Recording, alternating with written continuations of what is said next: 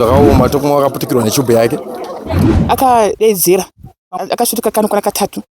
Achipinda mvura achibuda ka3. Kechi3 ndo pakamva anyura mudhemu. Mwanangu atonyura achiti. Mwanangu atofa.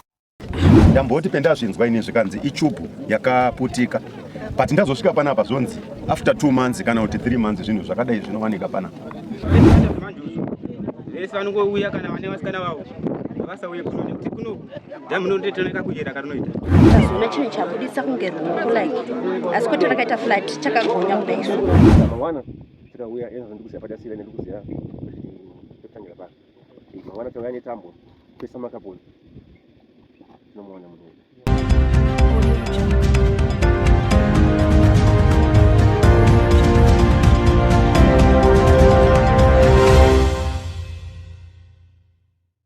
Yes, amuri yeZimbabwe tichisangana zvakare paHotsVAGA Trends apo patinokupa nyaya dzinenge dzichipisa all around Zimbabwe naika. Nhasi uno tiri kumayambara just opposite Zororo Cemetery kwanyura mukomana nemakore 22 ekuberekwa achinzi iye Talkmore Mutizwe anga achiita basa rekuraura hove muHarava or Prince Edward Dam. Veruzhinji vane mibvunzo isingaperi kuti sezvo mukomana uyu anga achizikanwa nembiri yekugona kushambira kunyange zvake chubu yake yaputika chamubata chii chinge chiri mvura chamutadzisa kuti ange achiswima naika. Tinoona zvikuru maincidents akadai so ari kuramba achiwanda. Saka pari zvino tine vehukama neshamwari dzake dzaaishanda nadzo tinzwe kuti chii chanyatsoitika pachiitiko ichi.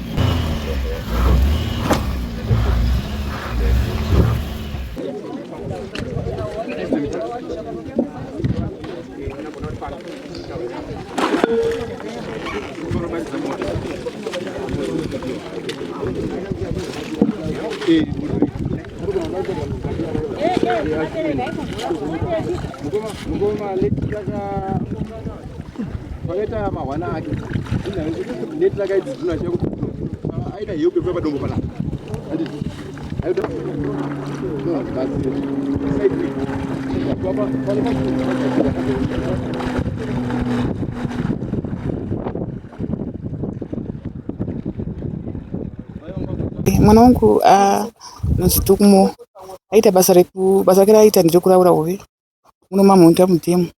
Saka mwana wangu akauya Saturday makuseni zvekuma 5 aida kuraura hove dzake. Saka akanga ane anga ane chubu yakanga inayo. Chubu anga aisa pakati pedhemu ine mamunda. Aisa chubu yake, so chubu yake yakadambuka ari pakati pedhemu. Saka zvinzi mukomana mwana wangu Talkmore akadedzera pamwe akanga ainawo. Akadedzera akashaya akamubatsira. Saka panguva iyoyo akasvika kanokwana ka3 achipinda mvura achibuda ka3 kechi3 ndo pakamva anyura mudhemu. Saka panguva iyoyo shamwa dzake dzakanga inadzo dzakaziva kuti mumwe anyura mvura achimva atsvaga hama dzacho. Sekuru vacho vanogara mayambara anonzi vamuzamiri vachimva vauya. Vachizamiri vachimva vamaya kumapurisa vachimva vauya nevanhu masidhiraivha kuti vamuone vamutarisi atorwe mvura. Vakamuratidza pakanga anyura napo pakati pedhemu apo. Vakamuona vakamutsvaga vakamushaya. Zvanga zviri zvekuma2 masidhiraivha pakasvika vachimva vatsvaga vachimva vamushaya. Svikira vasvika kuma6 ndonguva dzatakaita kusvika ichibva kumusha kuwedza. Kuchiti pamwe toona mwana aburiswa asi vakatsvaga vakamushaya. Vakazotodzoka. Mwana wangu nazvino izvi ari chingori mvura asati aburiswa. Saka pari zvino tazoedza zvekutsvaga vanotibatsira mamasidhiraivha vauya pano kuti vatibatsire kubusa mwana wangu ari mumvura. Zvinhu zviri kundibata nekundishungurudza kuti mwana wangu aenda. Munhu anga achiita mabasa ake emaoko nekurarwa kwanga achiita achitikwanisa kuchengeta isu vabereki. Saka ndokuenda kwaita mwana wangu hapana angari mutariri angari mubatsiri weupenyu hwangu. Saka ndokuenda kwaita mwana wangu zvinhu zviri kundirwadza zvakanyanya kuti mwana wangu aparara aenda. Chubhu yake yakanga yatosakara saka akamboedza kuinama Saka akangoti achikupedza kupinda machimva angopinda mudhemu isingati yanyatso simba. Saka ndo zvakaita tube yaizodambuka ndokuti yanga isina simba zvakanaka. Ndo matauriro akaita kuti takambochedza muudza kuti tube yako haina kusimba. Dawedza kunama tube yako kuti ikubatsire kutora hove kudzada kutora. Saka akangoita nharo achimva angopinda mumvura. Pasina chinguva tube yakamba yangodambuka asati aita zvaangaida kuita kutora hove dzake. Tinoziva mama varedzi vewo ishasha dzekutuwina. Mashamwari acho vakatsanangurawo here kuti mushure mekunge tube yadambuka chii chakaitika? Haana kutsvaga here kusai mabhonzi vakomana vari kunopedza kana 2 hours ari pasi pemvura? Totozviziva izvozvo. Havana here kutsanangura kuti mushure mekunge tube yadambuka chii chakanyatsoitika? Tube yanonzi yadambuka, vanhu vanoraura nahove vakanga vari kure chinhambwe. Kuti kudedzera kwaita vakazongova izwi chingodedzera kuti ndibatsireiwo, ndibatsireiwo. Saka kunzwa izwi wakaita vakazomhanya. Panguva yekuti vachimhanya vakatora munhu ato mumvura atofa. Aisa aiedza anotaura kuti aiedza kuti aenda buda mvura zvikaramba. Achiedza dzimara zvamukunda achimva anyura achimva angotsakatika pasina kuzomukwanisa kuti wangamubatsire sei. Saka vaingodai tanga tamuona achiri pamvura tikamhanya taigona kumutora tomuenda naye kunze nemachubha wakanga vainavo. Asi nokuti vakanonoka kusvika padhuze pangari kubva vatoona vanozoziva kuti anyura nechipa papi chaipo. Saka ndo dambudziko asangana nevanhu vairorana nehove. Kumwana wangu vakashaya kuti vomubatsira sei kuti vanga vari kure nakure. Kana dai tati padhuze dai tikamubatsira mwana uyu. Zvino vakanonoka kusvika papa nemwana wangu achibva anyura. Mwana wangu akanyura zvikuma mangwanani zvikuma vanoti zvikuma 7 kunzi kwakanga kwakatochena. Ndo pakanyura mwana wangu mvura 7 dzemangwanani. Alright. Tinoziva zvikuru vakazokwanisa kukualita nekukufonerai ndanani? Akanzondifonera vakomana vakanga vaina mwana wangu kuno kudhemu. Vakaenda kumba kwanjadzi yangu kumanyambara. Vakaenda kuno hanzvadzi yangu inonzi Vatinashi Dzamiri vanogara manyambara. Asi vakanga vachiita zvokunge makusenseni vakati vakanga vachiita zvokundivanza vasati buda pachena. Umva vazotaura kuti atomo adambuka nechubva ari kudhemu. Vachibva vandifonera ndiri kumusha kuwedza. Vakada ngo ndine emergency ndada kutaura newe. Tikati ndiyei vambofunda kumwana wangu saka chitifonera nguva yeswita. Tikati emergency ndiyei ngavakutaurire kuti emergency ndiyei. Asi vakaedza kutsika futi umva vazoda kumwana wangu saka akati vari kuti mwana adambuka nechubva ari pasi pedhemu. Zvina anza haasi kuoneka. Ndikangoziva bedzi kuti kana chubva yangodambuka upenyu hwomwana hapaisina. Mwana wangu atonyura achiti mwana wangu atofa. Ndopandakabva ndakwira nezuro zvikuma 1 chikuya kuno kudhemu kwamhonda. Chibva ndatosvikawo mapurisa nemasi dhiraivha aripo vachida kunowadza kuti mwana vangamuwana here. Asi vaingoti pavari kutsvaga mwana patakusvika pane rima hatisi kuona mwana. Panyanya kudzika pe15 meters patavi pakanyanya kudzika saka mana patarima zvakare hatisi kukwanisa kumuona. Vakaedza kubva kuma 2 kusvika kuma 6 vasati vaona mwana uyu. Vachiti kutsvaga hatisi kumuona. Asi maneti ake anga aripo azoburitswa nhasi nevamwe wake. Vaona iyo asipo pamaneti. Asi kunzi tube pakanga achinyura mvura tube akanga ainayo kuti tube akaita kuti kutotsikirira pasi. Ndio yakaenda naye pasi tube yakadambuka iyo. Akadzika naye tube pasi. Ndikati nei zvinogona kuti dai asina kuona netube dai tube chinabuda pachena yaonekwa. Tube haina kuonekwa. Takaedza kubvunza zvakanyanya zvakawandisa. Tikati tikachira kuti kana muri muchubhu maneti ake maneti makasungira pai zvikanzi mumakumbo. Ndimati takasungira tikati takubuda nehove. Saka makumbo macho neti rauya harina munhu raburitswa nhasi. Havana kuona mwana wangu paneti raichineroro. Chubhu havana kuiona. Saka ndozvinhu zviri kunishungurudza nekundibata kuti mwana wangu akanga aenda pakadzika zvakadii. Pari kutadza kuonekwa. Pari kushayikwa. Ndikamba chibvunza futi kuti angadaro akaendera akapfeka hembe kana majaketi sekukunhu kuri kutonhora. Pamwe zvamuremera ndo zvamutsikira pai pamvura. Akati aiwa anga asina hembe dzinorema. Anga akapfeka hembe dzinosinganyanye kuremera miri wake. Ndoti wanga inato. Ndikati saka zvinoti neti rake ranga pakunya kuita ndiro akamukakatira kuti rinde pasi nemvura. Vakati zvatakuita neti isina kumuona. Ndika neti ranga rabhudhunuka nekuti pangari angakwedza kutenderedza neti achititenderedza neti kuti aone kubata aone kubuda neti rake kunze kwedziva nehove. Saka taona neti akadaro hamuna. Saka ndo zvino zvandaedza kubvunzisa vanhu vakashanda nemwana wangu kuti chii chakaitika, zvakafamba sei, chii chaita kuti azonyatsoshayikwa panzvimbo yaanzi anyurira. Pane chinhu chakamuremerera chakanga akapfeka majaketi kana chimwe chinhu. Zvese vakati aiwa zvese zvaangasi. Mutombo ndakamubereka musi wa9 August 2002.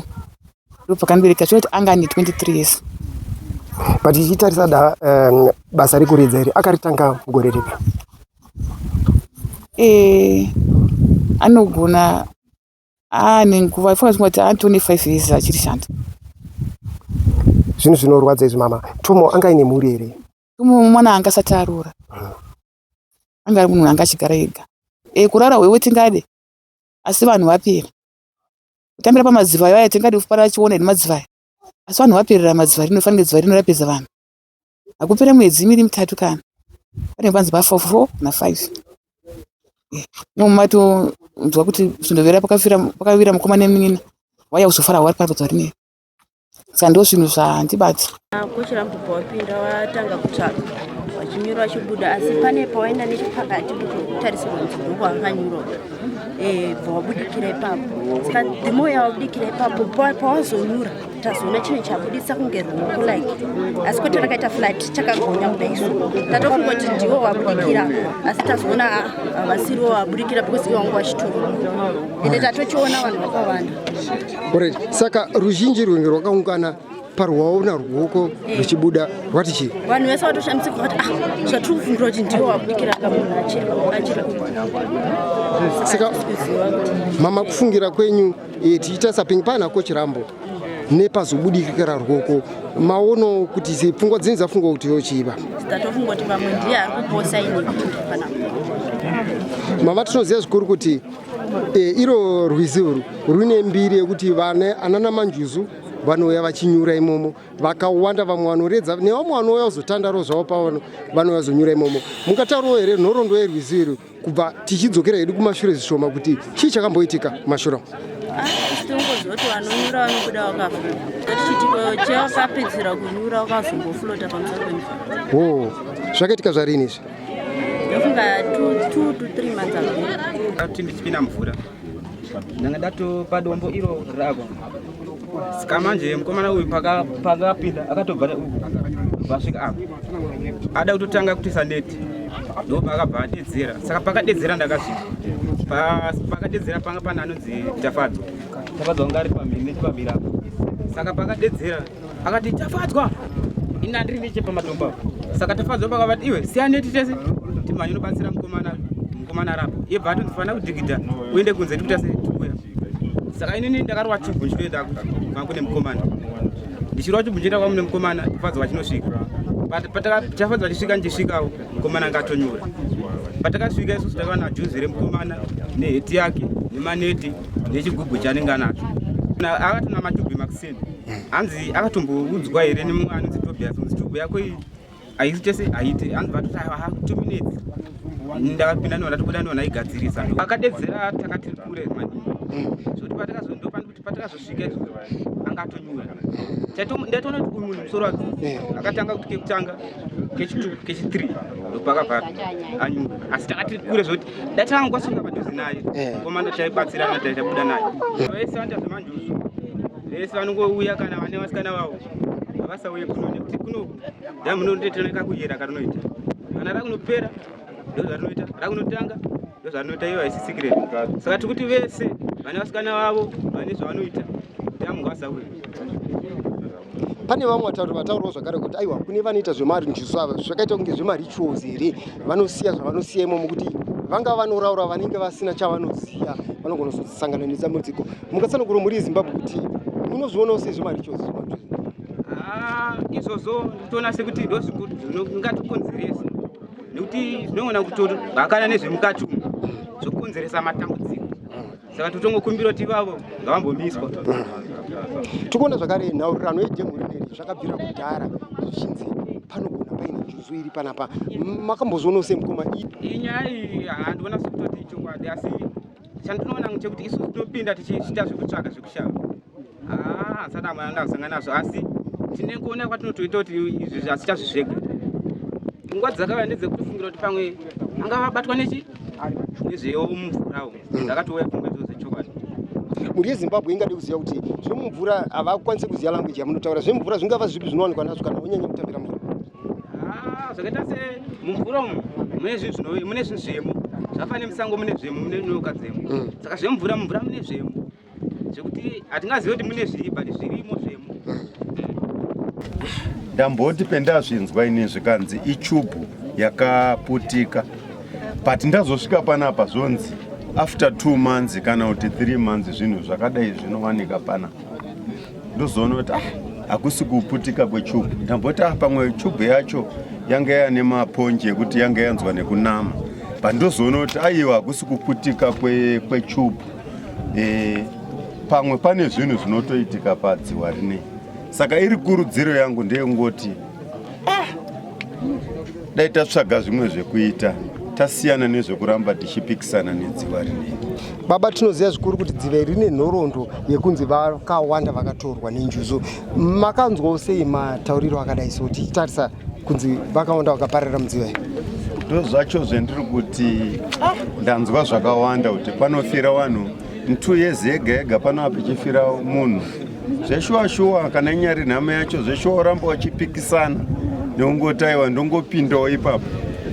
Seipopo takaungana senharaunda tiri kunzwa zvese zviri kungoitika kuti pari kufira munhu after 2 years. Handizivi kuti ndoita sei. Ndotokumbira kana kuti hurumende chaiyo totoisa kana mapurisa vanotogaidha kana pana tipashaye munhu anopinda imo mudziva imo. Zita rangu ndinonzi Peter Mudzamiri. Ndinda ndiri sekuru vake muzukuru wangu ashaika. Ndinongoti muzukuru uyu ndanda nenguva yakareba ndichigara naye kubvira pandakapuwawo nevabereki vake kusvika pane 3 months apo ndopaakazenga kuzvimirirawo muupenyu hwake ega.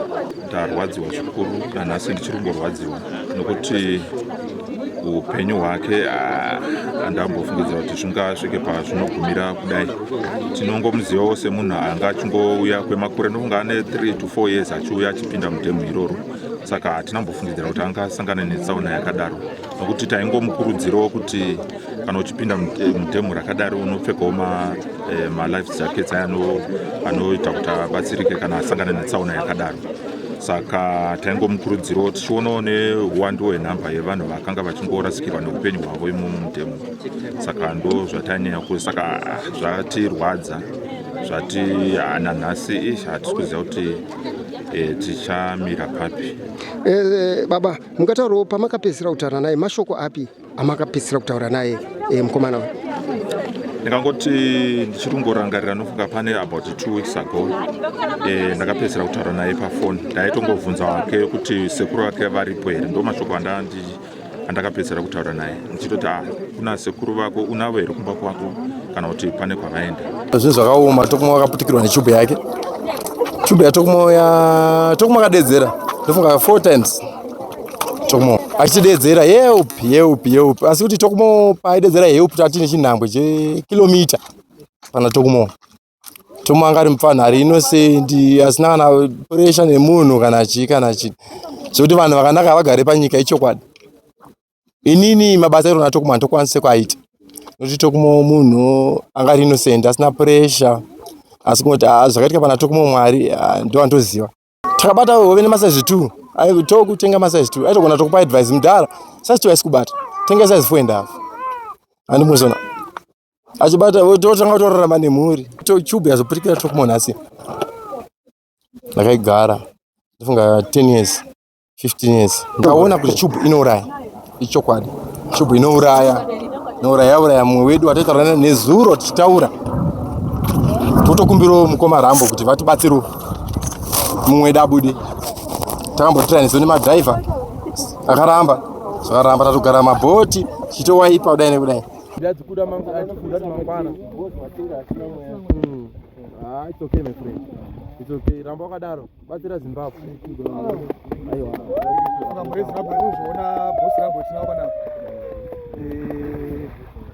nawo usiku vari vega at least vanhu vakauya vakawanda. Tokumbira kuti mangwana basa hatina kupera nhasi zvaramba kupera. Saka kune vanokwanisa kunge vachibatsirawo mangwana tinenge futi tiri pano tichiendera mberi nebasa. So tinavo boss Rambo tinovatenda Mwari ngavaite zvakanaka nebasa ravabata vabva kudhara vari mumvura until now tinavo vari panapa ndofunga mhuri yeZimbabwe mukuzvionerawo iko zvinozvi tiripo panapa patemberi kumayambara. Yes, afona tuna boss Rambo. Boss pamapinda pasapa pinge pakamira sei? Pasapa pawana matombo. So kushanda chaiko kunetsa. And then maneti akawanda. Matombo acho asi matombo angori flat. Matombo ane mapoints anenge akadai sungu. Nemamweta chikefu achina chinobatana. So asi palevel. So wakadhara uchinda pasi usikurira padombo. Ukwira futi odai. Unoda futi pane matombo. Besides that, neti kunapindira chiendako tedza neti azosvika topane mamwe maneti so anga akawanda mamwe anga ari madiki so atooneka kuti ari fresh. So according manje netime nekona ndabva netime ndapinda you proceed tomorrow plus ndiri one azizoita kuti ndirete idive usiku munenge mune maneti uda so it's risk. Should have a diver like if you saw for anyone let's see kuti aswim. Alright. Yo, so saka tichitarisa mangwana achona yopi yamungade kubva kune mamwe madivers akaterera panguva ineyi ingava for tomorrow I'll confirm with Sub Aqua and do want to better now. Maybe you can proceed tomorrow together. Okay. It's a very difficult scene. Why? Yeah, my indications they are not accurate. So people are suspecting the thing. So it's not anything else. My divers. That's all now. Vamuangu watanga kuyape kutanga. Vanenge vangu ito the same thing. Uti watagaho. Vakashana utapona prophet indication. Besides that, two diver you already diver check. As a diver. Mjinga kadaifu. Makawoma. Mane matumbo aruma and ari sharp amwaji and anakunyasoenzana mune ziguta zirimo. So it becomes difficult kuti udese udive. So takufamba kona nchita ndatangira kumusoro ngone chigugu right famba chwa mchana sika mandasvika pamwe vanita ngakaungana akatenderera so pamatombo akawanda papa manje ari kunetsa paarea iyoyo kuti nyasokiliwa zvaatidzi saka ndokuti tinopinda maari uchizohakiwa. So kuti inonzi padoka manje ndoramba ndichikontinua pandiri one azizonyatsobuda zvakanaka. So we consider safety first and tarienda ona zvakakodzera kuti tizokontinua mangwana. I hope timu rangu vanenge vaita sei vanenge vadzoka kudhawning yavaenda. Yes, so tobatsana mangwana kana varipo and then so kana feel kwakachena you will find the casualty. Sa mangwana tikauya enzo ndikuziya padasira ndikuziya totangira pa mangwana chauya netambo pesa makaboni tinomuona munhu makasa tambo handiti tambo nyura kudai so saka diver anenge achidiver akabata tambo kudai so achitedza tambo zvichira kuti akafamba anenge achifamba zviri accurate zviri street kwete zvekuti unenge uchidiver zviri random.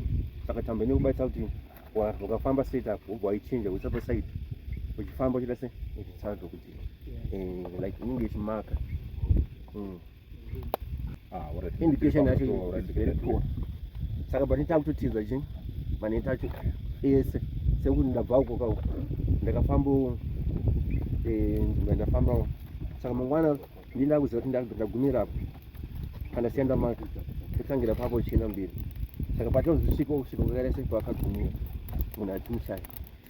Yes, ndofunga mangozvinzwira mhuri yeZimbabwe kuti vataura kuti pangava pamwedzi pega pega kana after every 2 months panotoita kuti vanhu vange vachifa naika. Vamwe vakaenderera mberi zvakare vachiti dhemu irori rinotozivikanwa rine zviyera zviri pairi. Saka vamwewo ndo vaitaurawo zvakare vachiti rinotozikanwa kuti mune njuzu irimo, nekudaro iri kushatiriswa nevanoita zvemanjuzu vaya vanouya vachiita marituals avo mudziva omunaika. So tinoda kuti muiwo mucomment section mupowo pfungwa dzenyu kuti chingava chiri kupedza vanhu vanoita basa rekuuraya nevanouyawo zvavo kuzotandara vachiswima murwizi umu. Tisingakanganwiwo zvakare ana manjuzu, tinorangarira zvikuru 2 months ago ndofunga takambokubatsirai nyaya yasekuru vaiita zvekubatsira vane mashayi enjuzu vakawanikwa vachifirawo imomo zvakare mudziva iri vakatozobatsirwa neve Sub Aqua. Aiwa, musakanganwiwo zvakare kulike, musubscribe to WhatsApp Trends so that whenever we post the latest news automatically you'll be updated. We love you so much. See you next time.